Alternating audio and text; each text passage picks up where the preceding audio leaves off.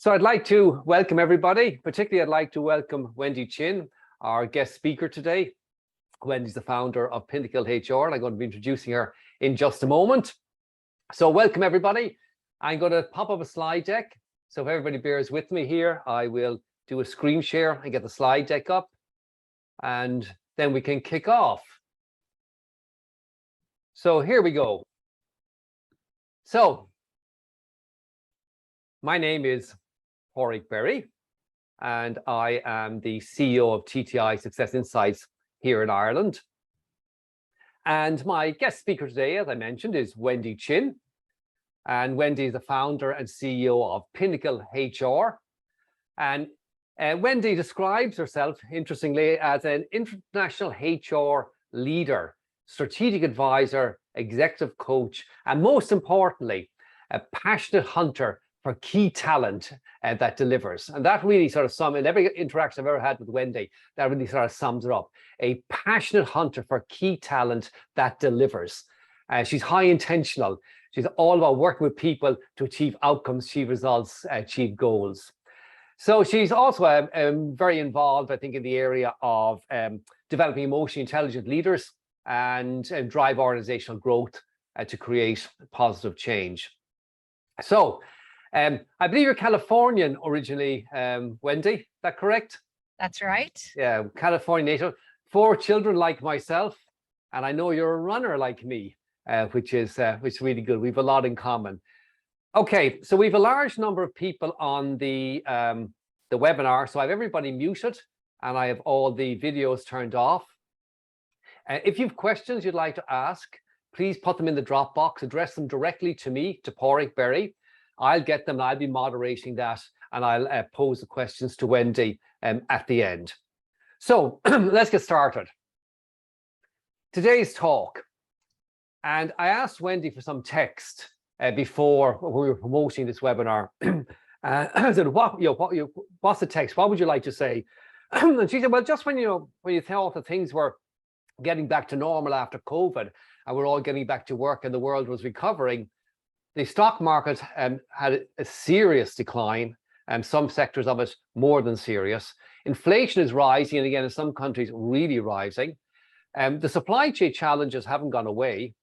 And of course, we have the war and all the implications of that war, and not just that's on the edge of Europe, but for food supplies and the sanctioning and so on. So looking ahead to hire in this kind of marketplace, kind of bear marketplace, what should you expect and what should you do? And that was really what Wendy said she'd like to talk about. And now, before I hand over to Wendy, I find it interesting to ask questions of people in advance. I'm going to ask you a quick question.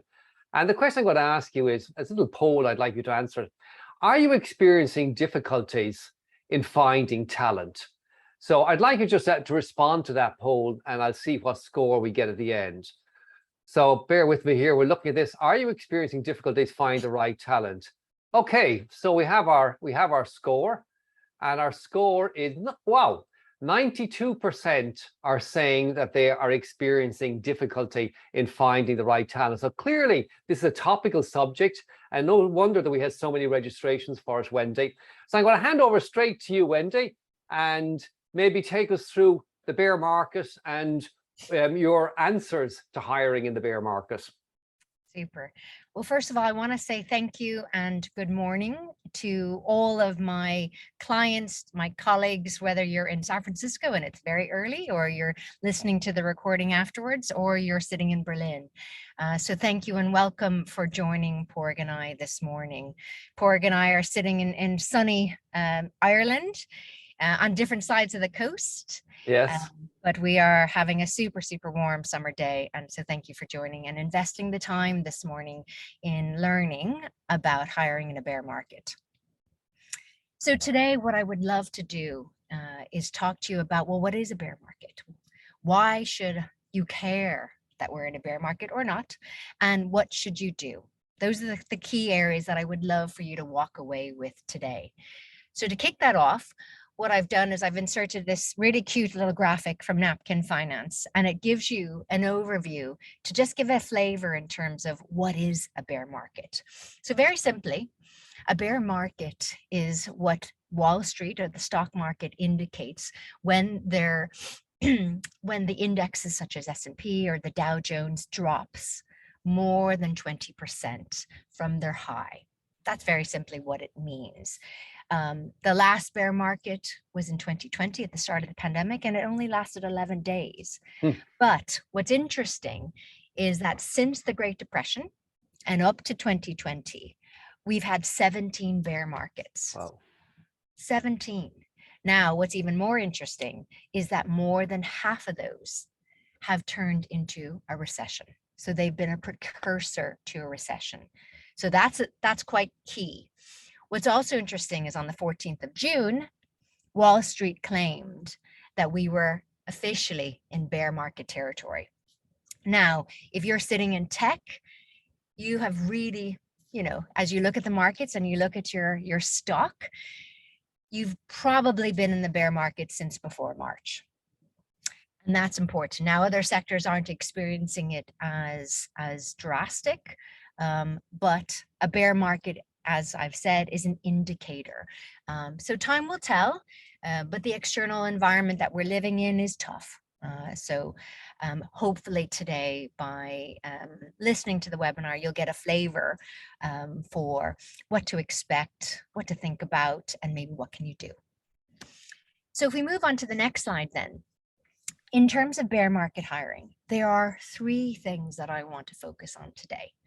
The first one is, what's your hiring strategy?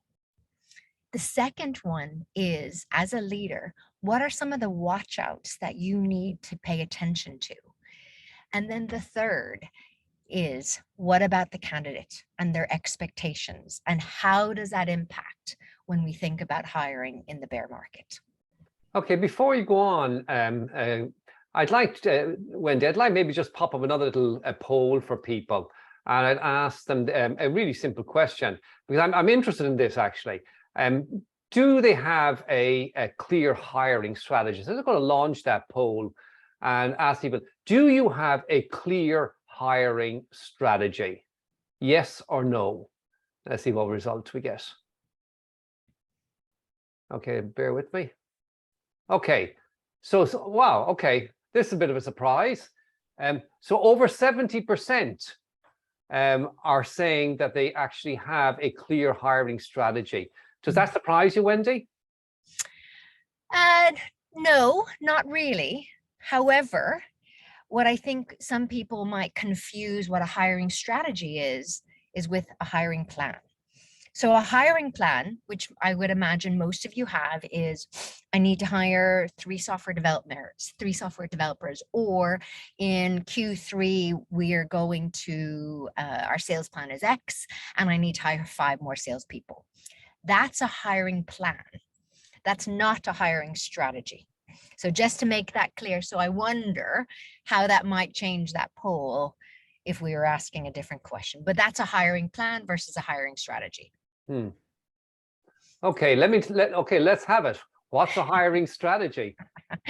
So in terms of a hiring strategy, so obviously your hiring strategy is going to be linked to your business and your commercial strategy, which obviously is linked to your people strategy. Your hiring strategy is an element of your people strategy. And I suppose what's interesting here is that a number of my tech clients who have been experiencing more difficult times, they've been having cost efficiency conversations for the last 6 months. So whether they're in bear market or not, there's an interesting dialogue that is happening. And what's as you know, if you're in tech, some of your companies, some of your teams have had to already announce layoffs or announce restructures. So we are in a very difficult time. So when you think about your hiring strategy in the backdrop of a lot of that's going on, I kind of look at it as almost a game plan, really. So that's why I selected this particular slide, because when I look at it, it reminds me of, are you playing offense? Are you playing defense? Are you playing hold the line?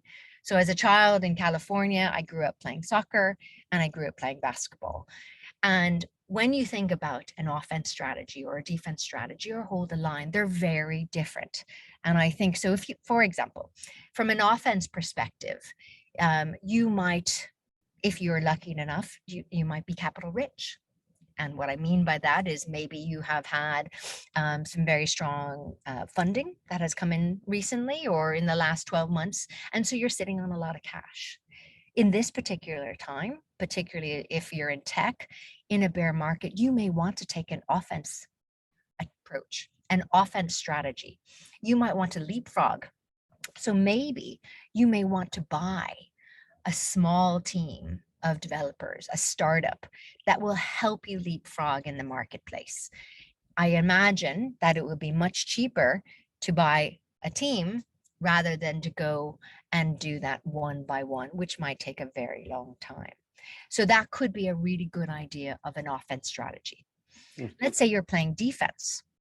For example, you might have just announced a layoff or a restructure. You're going to have to be playing defense. And the reason for that is because there are websites out there that track those companies that have announced layoffs. And I'm one of those who watch them. And so if your company has announced layoffs, you automatically become a pool for fishing for talent. So you need to be really mindful. So what does that mean if you're on a defensive strategy? I would look and change your hiring strategy to more internal hiring, internal mobility. So how do you keep things moving internally?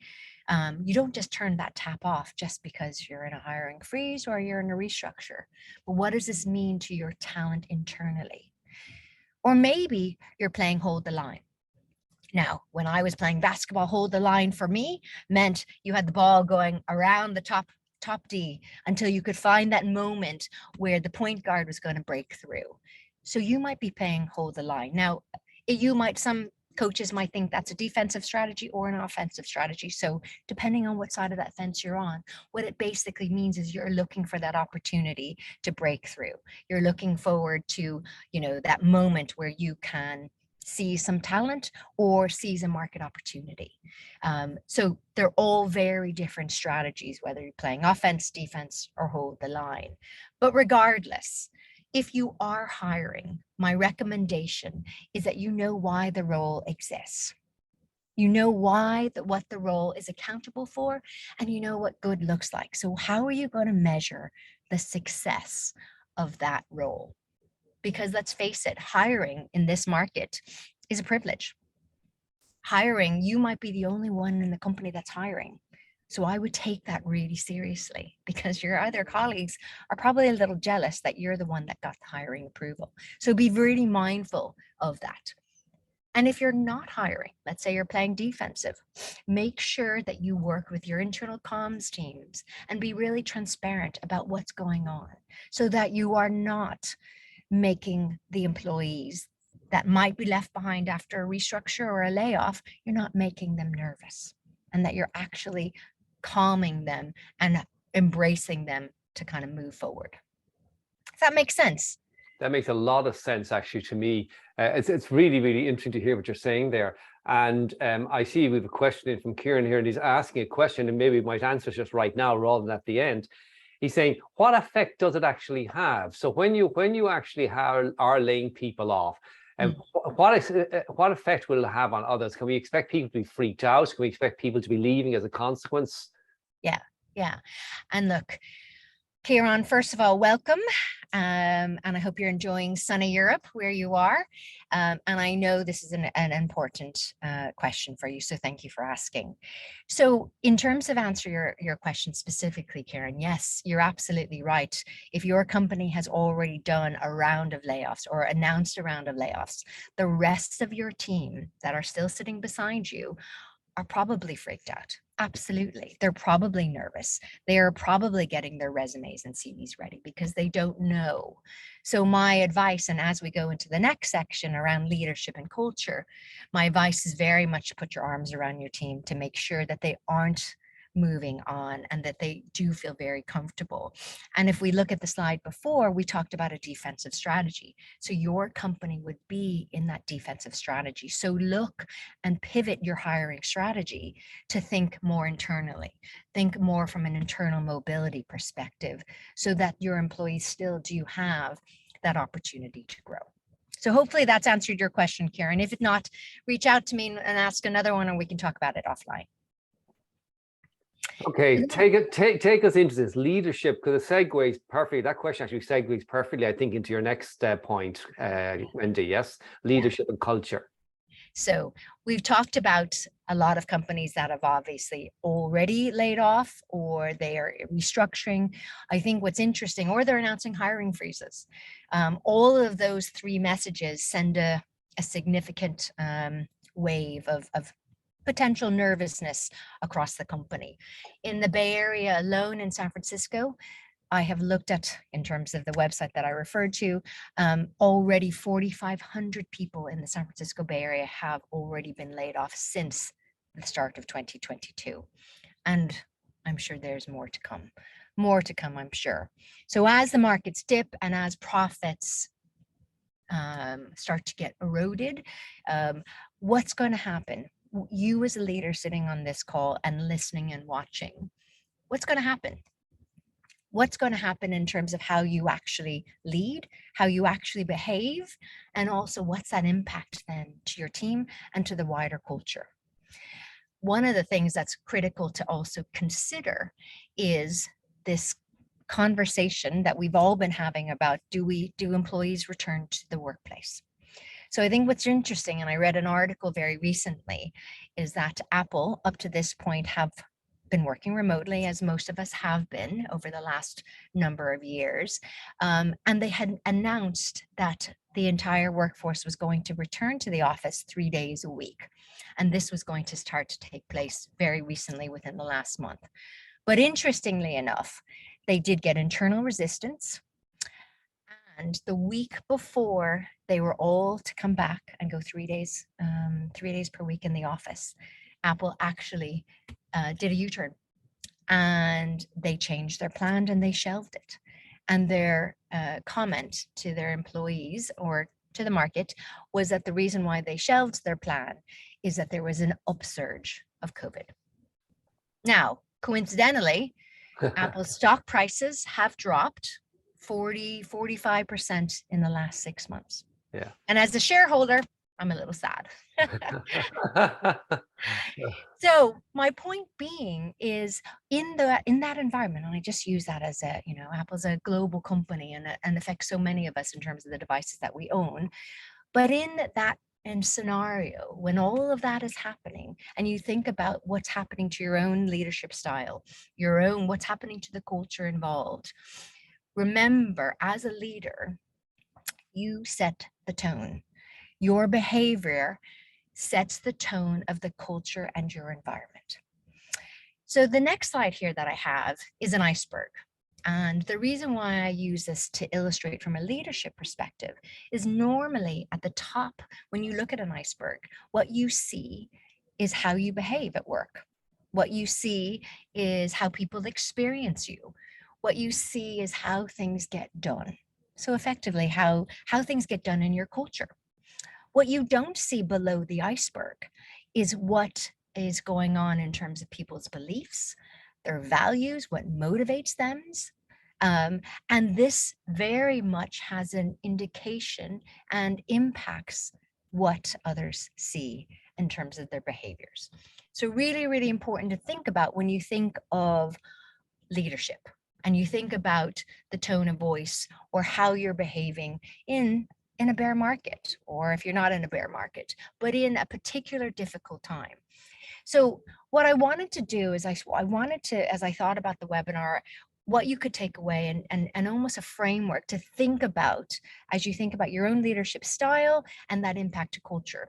So Padraig, I'm wondering if you can share the next slide and talk everyone through what this framework that I've selected for them to kind of learn about. Okay, Wendy, yeah, happy to do this. Yeah, this is DISC, of course: dominance, influence, steadiness, and compliance. It's a psychometric that's used to measure how we do things, how we behave, how we communicate, how we interact with the world. And I'm guessing here now, Wendy. So I'm assuming you're interested in this in the context of what happens in a bear market. So I'm going to talk in that context. Is that okay? Yep. Okay. So if you look at this one here, and I'm going to talk about me for a moment. I'm actually up here in this quadrant called dominance, and dominance is about how one deals with problems and challenges. Influence is how one deals with people and contacts. Steadiness is how one deals with pace and consistency, and compliance is how one deals with procedures and constraints. And this axis, XY axis, is sort of interesting because this axis here is task focused up top, people focused on bottom, and the Y axis here is ask, listen over here, and tell, talk over here. So when you look at this quadrant here, this dominance quadrant, this D, as we call it in DISC, this person is task focused, normally goal focused, results focused. They lean into problems and challenges, and they tend to tell and talk rather than ask and listen, and focus on the bottom line rather than focus on people.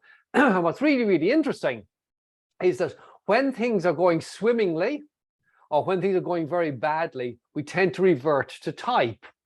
So when you're in a bear market, typically what will happen is the person in this quadrant, and the same is true of each quadrant, but the person in this quadrant specifically will focus more and more on tasks and goals and outcomes and results, and more telling and directing and giving orders, and less listening, asking questions and listening, and much less focusing on people.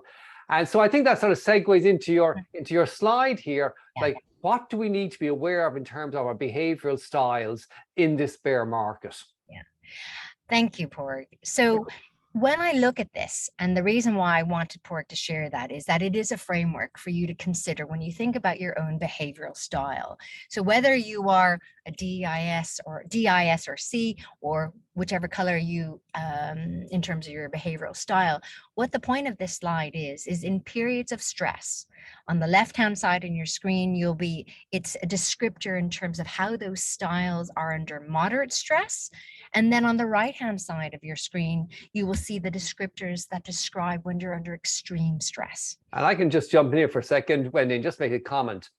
This is me up here. Okay, demanding, aggressive under moderate stress, abrasive and controlling under extreme stress. And I know that when I'm under real pressure, real stress, I catastrophize. Straight away, I catastrophize. Everything is falling apart, and I start giving orders and directions, and nobody matters. All that matters is we have to save the day. And of course, what people experience is exactly what you're saying, abrasive, controlling, and very unpleasant, actually, particularly for other kinds of people who are more people orientated and more questioning and asking and listening. Yeah. And to give you my own example, so I would be yellow, I'm an I, no surprise there, being quite extroverted and relationship driven. And what's interesting for me is that a number of years ago, I received some feedback from my own team.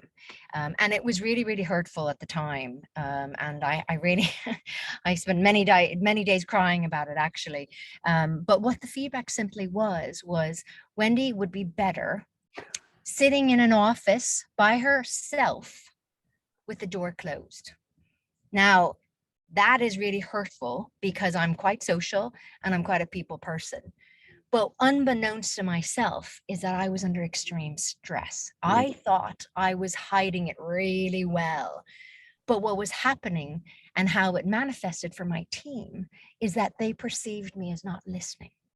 So to add on to that second comment, the same team said to me, well, she listens to me, but she never hears me. So that's another example. So under extreme stress, I wasn't listening. I wasn't hearing my team. So what happened to them is that they then, would work on their own and work in their own silo because I was under so much stress and I was trying to hide it from them and I was trying to protect them from it. And for those of my colleagues who were part of sharing that feedback with me, I want to say thank you, because that was the start of my own, I suppose, self-awareness, my own further leadership development. And that's why this slide is so important to me, because it is a personal example, but also it's indicative of crisis leadership behaviors. It's interesting, Wendy. Yeah. And I know that you're big into EQ, as am I. And it is interesting that if you ask somebody what is emotional intelligence, and we talk about Goldman's talk to Google, you can actually Google Goldman's talk to Google and about emotional intelligence and go to 7 minutes 26 seconds, I think it is, and you'll see he does his XY axis.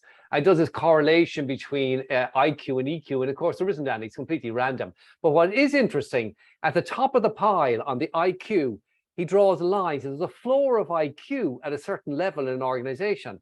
And if you draw a normal distribution curve, you realize the gap between the smartest person and the dumbest person, if you wish, in that cohort is tiny, it's minuscule. But on the other axis, on the emotional quotient axis, in fact, the gap is enormous. So he was making the case that the differentiator, the real differentiator of superior performance in a senior position is EQ. Now, what's really interesting is, what is EQ? Well, EQ, in fact, is what? It is the personal awareness and the ability to regulate oneself, awareness of other social awareness, and the ability to regulate your interactions to get a different outcome. That's behaviors in action. And what we're talking about here is the capacity to actually adapt, isn't it, Wendy? To adapt, to modify your behaviors, to be self-aware, understand how other people are perceiving you, regulate yourself, regulate your interactions with others for superior performance, because this does ripple down, particularly if you're in a senior leadership position. Mm. And just to add to that, so as we are entering in more turbulent times, the first piece obviously is your own self-awareness, but more importantly is, how do you manage it? How do you manage and regulate your behaviors? That is emotional intelligence. And so finally, I suppose, as we finish off this kind of this section in the webinar, I would recommend for you is to remind yourself as a leader, you are the role model. Yeah. You need to be the culture carrier, not the culture destroyer. And with understream stress, whether it be moderate or extreme, this is how you can be perceived. So that's the kind of the message to take away from a leadership perspective. So then moving on to my third part of what I wanted to share with you today is around candidate expectations. So in the US, right now, there are 2 new jobs for every 1 unemployed person. That tells us that hiring right now, whether you're in the US, you're in Ireland, or my clients are sitting in Berlin and Paris, hiring right now is still hard. It's still very hard. And even in a bear market, even in tech. So what does that tell us? Despite the changes in the market, we are still in a candidate-driven market. And what does that mean? That means that the candidates still hold the bargaining chip, shall we say. But given what I said before in terms of, are you using an offense strategy or a defense strategy?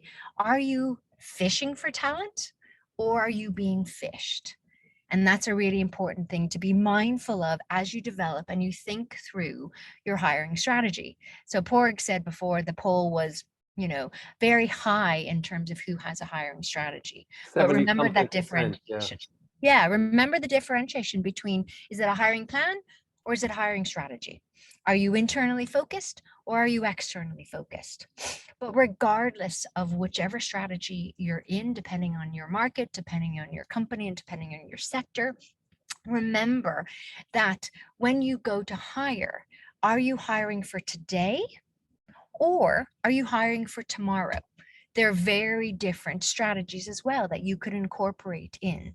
So hiring for today is all about what experiences, what skills do we have today, right? And that might be great, and that might help solve your problem for today. But I question you, does that solve your problem for tomorrow? There's a big differentiation between hiring for today and hiring for tomorrow. If you're hiring for tomorrow, some of those requirements may be less rigid because really you don't know where your market is going to be tomorrow. Yeah. You almost need to hire for other things. You may be looking for emotional intelligence. You might be looking for agility. because as your market ebbs and flows, you might need to hire a different type of person. If you're hiring just for today, my recommendation is hire someone on contract, hire someone for a fixed term perspective, because they might solve your problem for today.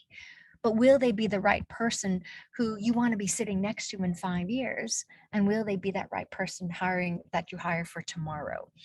And my final thing, as you think about it, is if you are in an offense strategy, what are the capabilities that you need to win? So moving to the next slide, because we are in a candidate driven market, and yes, in San Francisco, we've had over 4,500 layoffs already.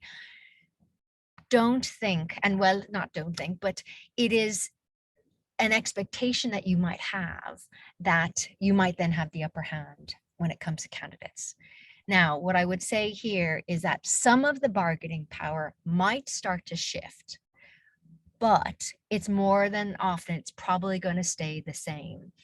An interesting quote from Korn Ferry that I recently read, it said that 49% of professionals would turn down a job if the company mandated for them to go back to the office full time.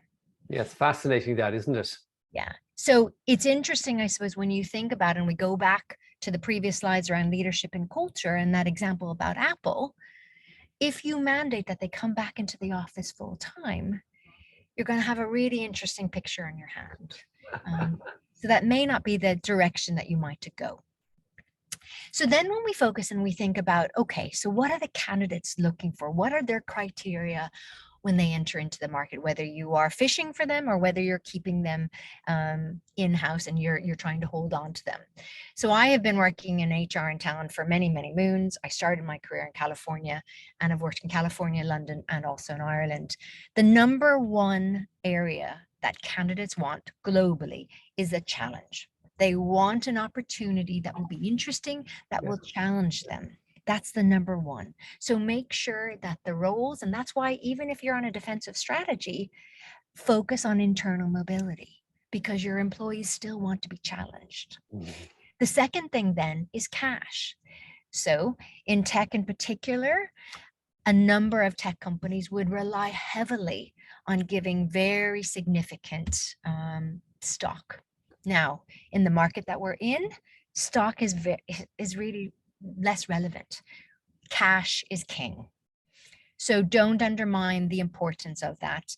And if you have been heavily, in terms of your comp plans, been heavily focused on stock, you might need to look at that balance again. The next thing then is from a leadership and culture perspective. So the previous slides that we talked about, now hopefully you'll understand why your leadership behavior and what that impact is to the company culture. So when you think about leadership and culture, what's important to really hone in on is what's the purpose? What's the purpose of the organization? What's going to help it make your employees, make it sticky for them? What's the passion that you need? And also what's becoming really, really important is from an ESG perspective or a sustainability perspective. That's really important. One data point that I read is consumers, 6 out of 10 will change their buying habits if it means that product will have a better impact for the environment. 6 out of 10. So that's an important thing to think about when you think about what's your employee value proposition to the candidates or the employees that you're trying to attract. And then I suppose the final one, and this would be new, but it's most critical and most relevant given where we have come from out of the pandemic, but it's flexibility. So what's interesting now from a candidate perspective, what I'm seeing, whether you're in San Francisco all the way through the US and into Europe, I'm seeing that employees and candidates have a huge perception of value of time. Yes. So the time that they want, the time that they have, they value so much greater. And I think that's where some of the trade-offs could be if you give them that flexibility. Now that's really hard, and that's going to be really, really important. And it might be something that you might want to take away because profits are down or the market is just in the toilet. But what I would recommend, and I would think really carefully, is that in the market that we have just come out of, and we're still in from a pandemic perspective, but flexibility is key, is absolutely key. Because what candidates want is they want a role where they get to choose when they work, they get to choose where they work. So I have a lot of candidates who are saying, well, I'm interested in that role. However, I'm in Canada, but the role is based in Berlin. How does that work? And that's a real story. And unfortunately for that particular candidate, the client said that's a little bit too far. But maybe if that candidate was in Europe, we could talk. So you can see where candidates are trying to retain that level of flexibility. Now, obviously, some bargaining power will still may shift, but in that case for her, it was a little bit too far. The next thing I suppose I want to share with you is around what does that mean? So from a talent intelligence platform. So I, for those HR colleagues who are listening, I follow Josh Bershen. He's a US HR influencer, and he's been speaking a lot about a talent intelligence platform.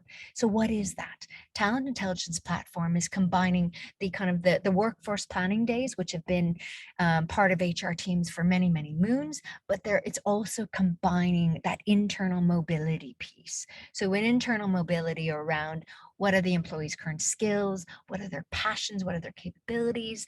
What are the experiences? And then even looking at what are they motivated by, and what are their performance, and also development opportunities. So it's taking them all into one, and then you're looking at an employee in a very different way, much more from a holistic perspective. The pandemic, as we know, forced more than 40% of employees to change jobs, change managers, change projects. They got diverted into different things because needs must. Now, when that happens, obviously, the employees are obviously trying to figure out, well, what does this mean? And they're going through their own sense of kind of transformation piece. But most importantly, there is that they have had to learn how to be more adaptable, how to be a little bit more agile. And I'm sure for some that was probably difficult. So remember, when you think about your talent intelligence platform, are you hiring for today or are you hiring for tomorrow? Are you buying skills or are you going to build them? And remember, and one last data point on this piece, which I think is really interesting, the World Economic Forum has said that over 50% of today's employees will need to be reskilled by 2025. No, that's only 3 years away. So when you think about that internal mobility, and you look at and you think about, well, if I'm going to buy talent from outside, what are you buying and why? And if you're focusing on the talent that you have today, how are you helping them to be reskilled? Because I imagine, given what we've just been through in the next 3 years, with so many sectors mashing, whether it's be retail and tech or pharma and tech, there a lot of sectors are coming together. And that makes it really difficult. So then in terms of, so now what, right? We've talked a lot about 3 things today. We've talked about what's your hiring strategy, the difference between a strategy and hiring plan. Are you doing an offense strategy, defense, hold the line, whatever you call it? We then moved to leadership and culture. We talked about your behaviors as a leader. We talked about emotional intelligence, and we talked about the impact that that has and the leadership shadow that that would create, both positive and negative. And then finally, we talked about the candidate expectations and how that changes and how that might change, particularly now that we're in a bear market. So leaving you with 4 final tips, I want to remind you and help you, if you need it, develop that hiring strategy. Then I want you to think about, from a leadership and a culture perspective, spot where those crises behaviors might be, where they are, grow them, work with a coach, do a 360 tool, whatever it is, so you know what you need to grow, and then just lead on. And then from a candidate perspective, please don't take away the employee's flexibility. That is really reversible. And then finally, from a candidate perspective, hire for CAGR. Now, most of you know that acronym as compound Annual growth rate. Compound annual growth rate, right? But my suggestion is from a hiring perspective, hire for curiosity, make sure that your employees and the candidates that you bring in have a curious mindset. Hire for agility, particularly from a learning perspective, so that they will be the right employees that you still have tomorrow. And finally, hire for grit. So Grit. Grit. Wendy, what's this one? Yeah, so Amanda Duckworth, whom I love, an American, she is also a professor. She talks a lot about grit. Grit is passion and perseverance. Okay. So when you look at all of those four, that's what I recommend. If you are lucky to be hiring, so hiring is a privilege, hire for curiosity, agility, and grit.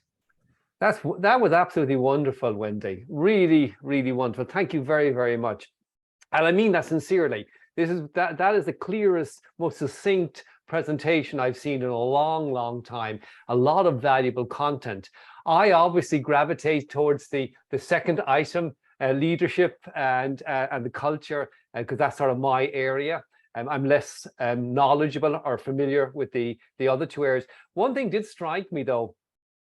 You have 4 children, as I have. My children are from 20 up to 26. And it's been interesting for me to observe anecdotally, just to observe their behaviors over the last while. And all the things you talk about, the challenge, the desire for challenge, the flexibility, the unwillingness to go back and work 9 to 5 or 8 till 6 or whatever it is, 5 days a week, paying exorbitant rent, commute, and not be able to do your rock climbing, all the things that you mentioned there, they talk to you about all the time. It's only a small little sample, but nonetheless, what you said really, really resonates with me. Particularly the issue of succession planning, career development, that idea of a challenge, the idea of growth. I think that's a really, really important issue. And I really, really like that. And the other thing of the culture of the leadership cascading down. I just don't think, I work a lot with CEOs, as you know, coaching CEOs of growth companies. And they don't understand the impact that they, in that role as a person and in that role, the impact they have on others and how absolutely important it is. It's a critical item. So yeah, the great presentation. Really, really enjoyed that. Much appreciated. So now let's have a quick look and see what other questions we have. I already gave you one. I have another one here from Vincent. While the tech sector might be laying off staff, the number of job openings in the US is at record highs.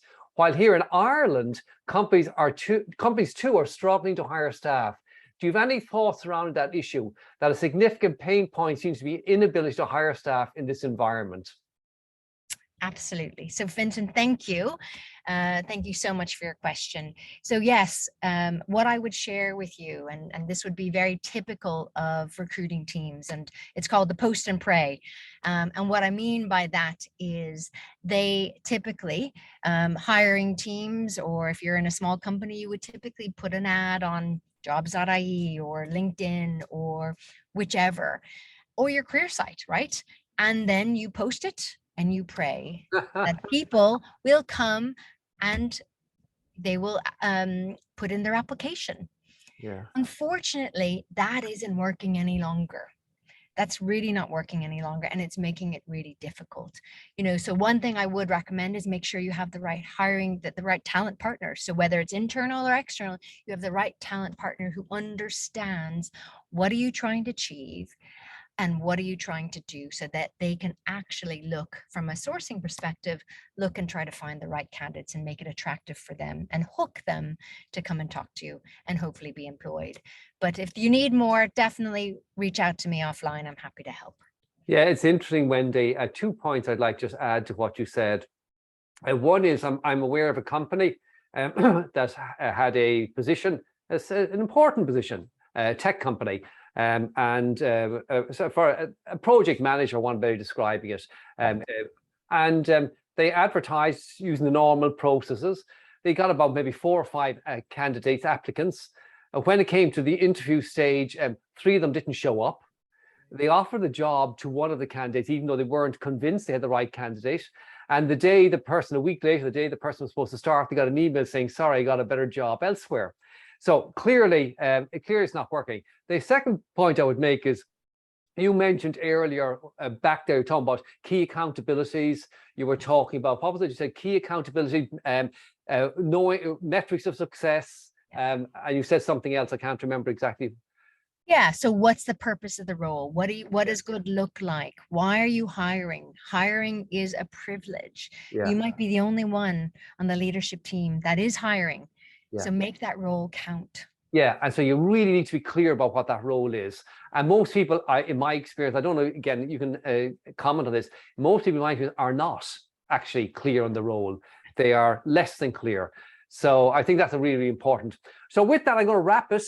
I want to thank you very, very much, Wendy, for showing up today. That was a really good presentation. I want to thank all the people who registered, the people who showed up, and I hope you enjoyed it.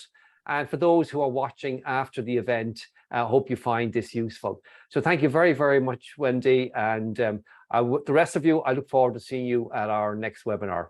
Cheers. Thank you. Bye-bye. Thanks. Bye-bye.